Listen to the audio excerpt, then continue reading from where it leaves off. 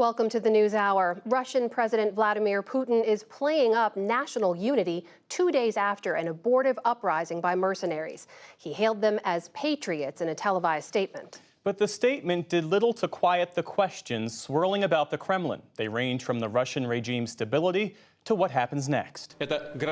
Russian President Vladimir Putin tonight addressed his nation for the first time since a short-lived rebellion marked the most significant threat to his 23-year rule. While thanking the mercenary forces for standing down, he had tough words for their leaders. However, the organizers of the rebellion betrayed those who were lured into the crime. They lied to them, pushed them to shoot their own people. It was precisely this outcome, fratricide, that Russia's enemies wanted, both the neo-Nazis in Kiev and their Western masters. Earlier today, President Joe Biden denied any U.S. role in the Wagner Group's short-lived rebellion against Russia. We made clear that we were not involved. We had nothing to do with it. This was part of a struggle within the Russian system. Meantime, Yevgeny Prigozhin, the Wagner Group chief whose forces seized a Russian city and marched toward Moscow, today said he acted to protect his fighters, not to overthrow Vladimir Putin. In 24 hours, Wagner covered the same distance that the Russian forces could have covered on February 24th, 2022, to Kiev. If they had been as prepared as Wagner, the war could have been over in a day.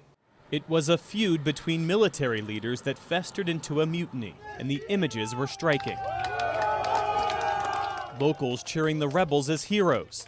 Columns of armed men meeting little opposition as they journeyed within 125 miles of Moscow.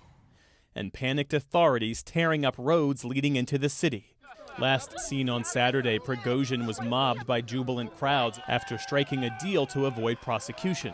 Russia's defense ministry today released what appeared to be a show of unity.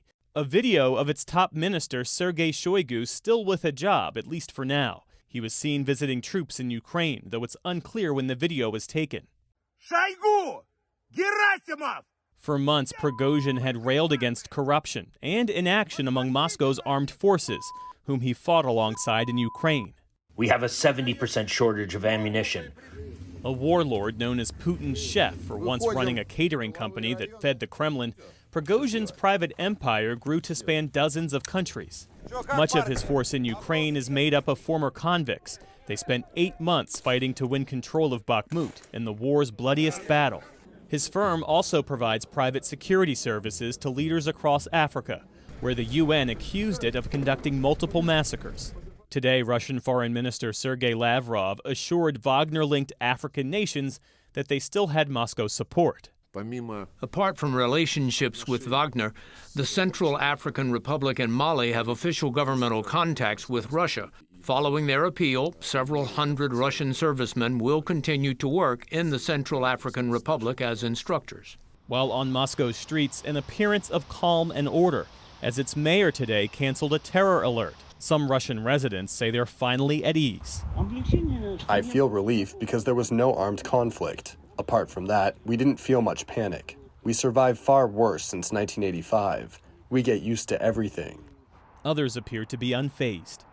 I'm absolutely calm about the situation because everything was quite predictable. So when we are aware and constantly monitoring the news, everything could be predicted.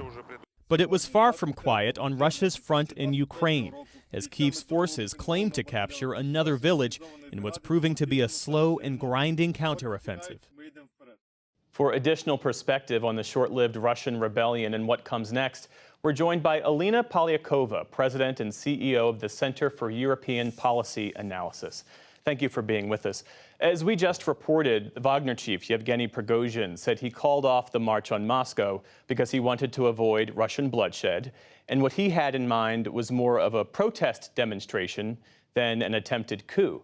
Still, what does this suggest about Vladimir Putin's hold on power? How stable is his regime? Well, what we witnessed over the last several days has been nothing short of extraordinary. And I think the most important thing we learned from this very strange sequence of events is that Putin is far weaker than we thought, and his regime is much more fragile than we thought. And I think this challenge by an armed military group marching towards Moscow, it's truly, truly extraordinary, as I said. It would be something akin to Blackwater, the U.S. Private security company, suddenly taking up arms in the middle of the Iraq War, for example, and marching on Washington. And the response from the Kremlin initially was very, very muted, and I think that surprised quite a few people. In his speech this evening, Vladimir Putin addressed Wagner fighters, and he said that they could join the regular military, go home, or relocate to Belarus. It wasn't clear what this means for Prigozhin himself.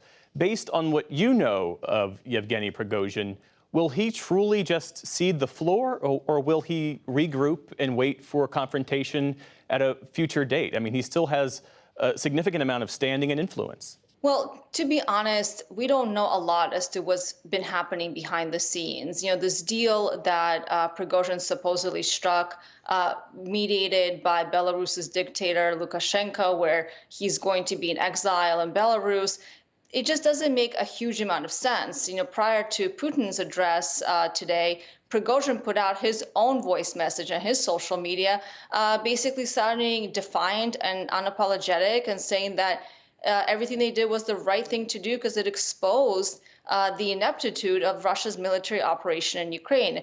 And then what we saw Putin say later today was, I think, a overcorrect because he looked very weak. And in this very short speech, Putin basically tried to present himself as a strong man, saying that they are traitors, this was a mutiny, and they will be dealt with. But I think the damage has already been done. And we don't know where Prigozhin is. We don't know if he's actually in Belarus. We don't know if Wagner is still loyal to him. But so far, I have not seen any evidence that Wagner is actually being dismantled or that its soldiers are, in fact, joining the formal Russian military command. Officials across NATO member countries, one imagines, are scrambling right now to make sense of what's happening inside Russia ahead of the NATO summit next month.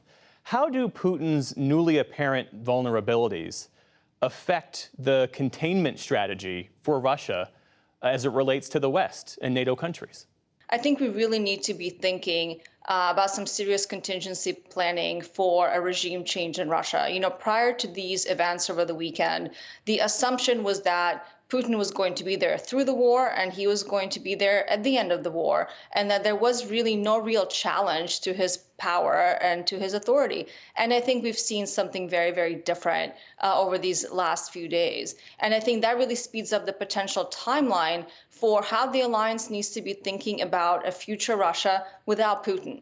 And that may come through a coup attempt. This was not a coup attempt, as we now have learned, but it certainly opens the door for a possibility like this in the near term versus the very, very long term. And to my mind, the right approach from the allies is to really use the summit that's just happening in a little over 2 weeks now to double down on support for Ukraine, because there's a real strategic opportunity here to show through a sign of force that the U.S., Europe, we're not going anywhere, and we're going to outlast the Putin regime, because the Putin regime doesn't look like it's going to potentially last as long as we thought.